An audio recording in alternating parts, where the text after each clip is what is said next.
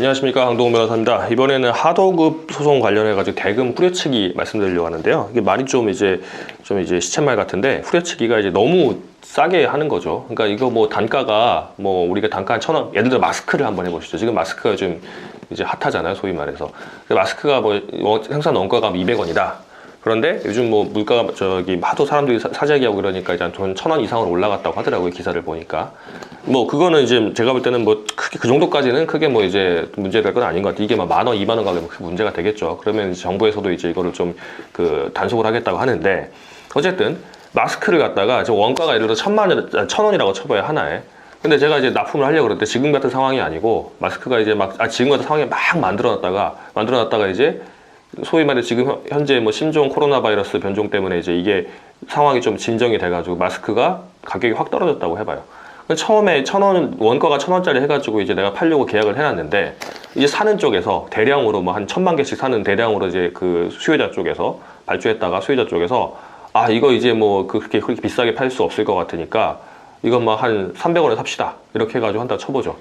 그러면 원가도 안 되는 거예요. 물론 제가 볼 때 원가가 뭐 한 몇백억 정도 될 것 같은데, 이제 예를 들어서 1,000원이라고 하는데 수요가 많을 때는 한 1,500원에 살게 계약 딱 해놓고, 이제 막상 팔려고 하니까 이제 수요가 많이 없을 것 같으니까 한 300원에 산다고 후려쳐봐요, 이제. 그러면 그 마스크 만드는 이제 업자 입장에서는 이거를 재고로 놔두고 팔아야 되는데, 모르긴 몰라도 재고가 이제 만든 지 재고 1년, 2년, 3년 지나게 되면 당연히 가격이 떨어질 거 아닙니까? 이제 감가상각 부분도 있을 거고.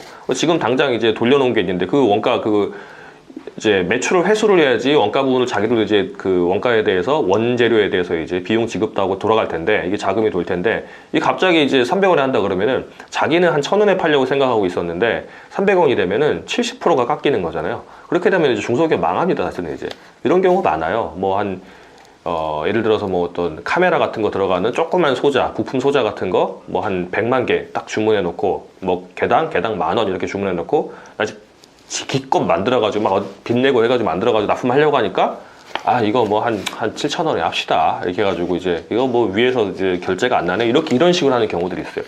그러면 울며 겨자 먹기로 그거라도 우리 받아야 되는 경우들이 많습니다.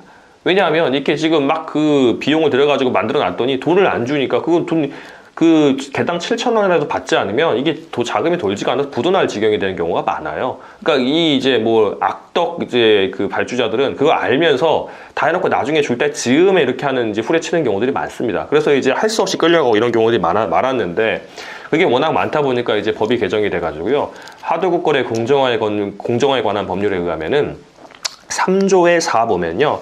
그러니까 이제 부당한 특약을 설정하거나 아니면 이제 수급 사업자 이익을 이제 부당하게 침해하는 거, 아니면 제한적인 계약 조건 하게 되면 이제 그거는 손해배상 청구할 수 있습니다.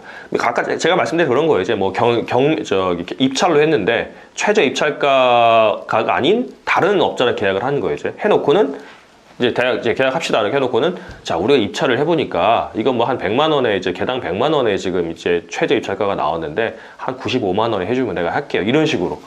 이게 입찰을 했으면, 공고를 했으면 최저 입찰가에 한다든가, 아니면 제한 경쟁 입찰 해가지고 뭐 최고 빼고 나머지 그 중에 한다든가, 이게 요건이 있거든요.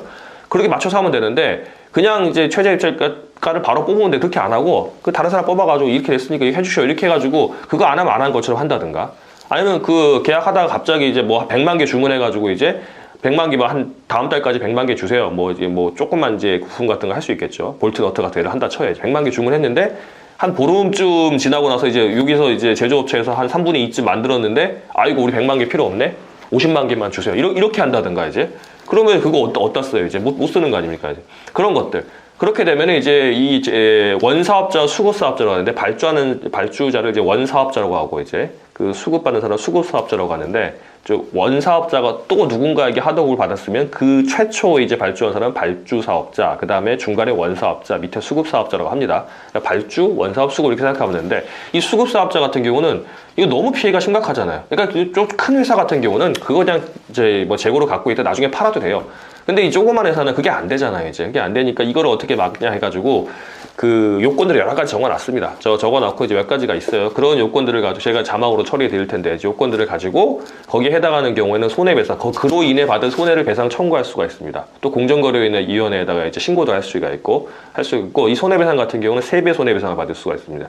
내가 이제 만들어놓은 손해를 뭐 한 1억을 봤다. 그러면 3억까지 청구할 수가 있어요. 하는 거니까 이게 좀 문제가 된다 싶으시면 이게 문제되는 상황을 좀 정리를 하시고 그 다음에 계약서를 가지고 변호사 도움 받으셔야 되고, 제일 좋은 거는 고문 변호사 좀 이제 선정하셔가지고 미리 계약하시기 전에, 하다못해 변호사가 사실 하는 거 별거 없거든요. 그냥 계약서 보고 소위 말 이제 왁구란 말이 이상한데 이제 윤곽만 좀 만들어 드리고 그 다음에 한두 줄 바꾸는 정도만 해도 나중에 큰 도움이 됩니다. 그렇게 받고 그러면 큰 문제가 안 생기고 나중에 이런 문제가 생기게 되면 그런 계약서를 가지고 변호사한테 오셔가지고 도움 받으시면 되는 거니까, 하도급 소송 관련해가지고 소위 말해 대금 후려치기로 피해를 받으신 분들 같은 경우는 계약서를 가지고 변호사 자문을 받으시면 될 것 같습니다.